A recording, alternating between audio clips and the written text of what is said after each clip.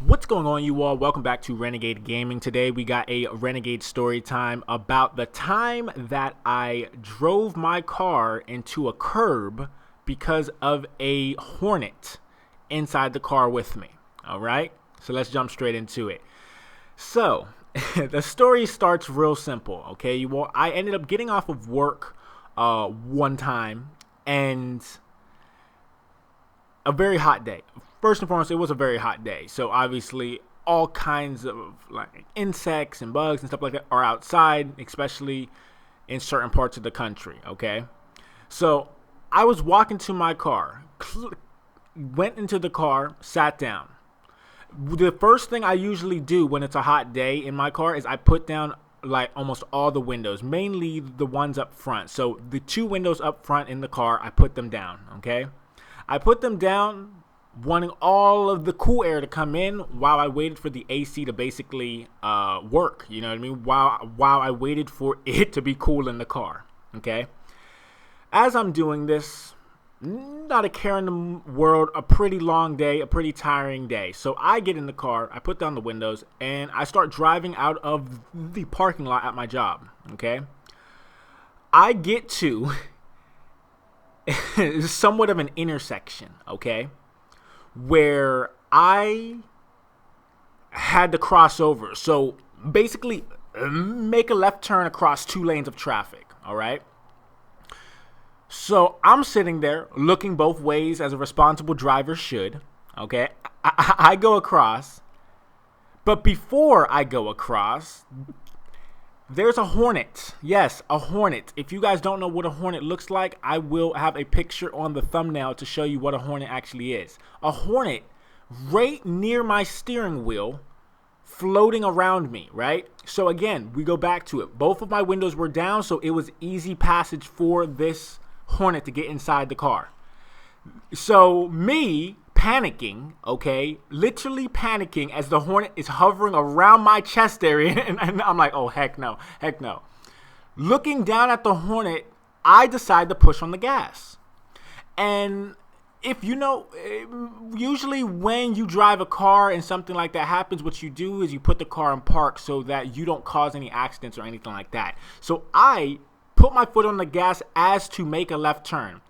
Thank God there was nobody around me who was driving in the opposite direction or the opposite choice, okay? So as I'm looking down at this Hornet and turning the steering wheel across this intersection, okay?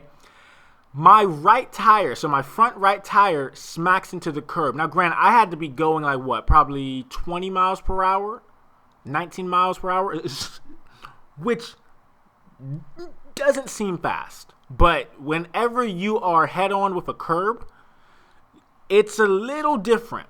So drove left, hit into the curb. At first, I thought it was just low on tire pressure, but I heard a pop. And when I heard that pop, and I started driving a little after, that's when I stopped the car, checked the tire, but even before that, I checked the tire pressure that many vehicles have, so that you don't even have to leave the car to check the tire pressure. It was on 0. And when it was on 0, I hopped out the car, I looked at the right side of the car, and my tire was popped. Now, this was a scramble strictly because it was later in the evening and a lot of places, a lot of tire shops were closing. So what basically had to happen was the first thing I did was I called one of my managers, said, do you know anybody who has a quick change of a tire shop and stuff like that? They said yes and redirected me to a specific location. Thank God it was only like a half mile away, like 1 mile away or so, because I was literally having to drive on a pop tire like very slowly. I'm saying like maybe 10 miles per hour to drive a mile. It felt like the longest mile I've ever had to drive in my life. So what I did is I put my 4-way flashers on, right? Letting everybody know, hey, drive around me, drive around me, drive around me. Then, of course, as I'm getting closer to the tire shop, there's a person stating the obvious. Hey, your tires popped. All I could do is say, yes, I know, thank you. And I kept on driving slowly, like literally creeping around, trying to get to the tire shop. So that happened. I got to the tire shop. They checked the tire, but they also, so what a lot of places do is they don't just check the pop tire. They check all your tires to see like how the tread is, right? Like how much tread you have left on your tires. So I basically was only gonna pay, I think, $90 or $100 a tire, which that's what they were talking about for just one tire. That wasn't really a big deal, you know. But then they looked at my tread and said, "Hey, your tires, all of them are getting low." Now at this point, granted, I had like 30,000 miles on my car, right? Have never changed the tires or anything like that. So basically what I did is paid for all 4 tires to be changed, and it was worth it, 100% worth it. They got all the tires changed and everything like that. $300, $400 later, basically got brand new tires on my car. But the moral of the story is, especially those of you who are going to be driving in the near future or are already driving, always keep your eye on the road. Don't worry about what's going on inside the car. And if you are worried about what's going on inside the car, put it in park.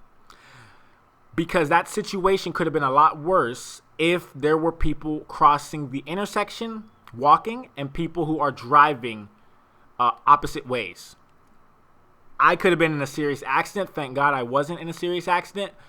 But it was a self-inflicted pop tire, right? Hitting into a curb, trying to turn the car while looking down. That is definitely not the way to drive, you all. So that is something that I learned from my experience right there. Won't happen again, that's for sure, because I'm going to make sure that I'm always focused on the road. But yeah, that's a story that I wanted to tell you guys, because at the end of the day, we do have more Renegade stories that are going to be coming. But this is one I wanted to get off my chest, and I hope you guys enjoyed it. So thank you all for listening, and have a good one.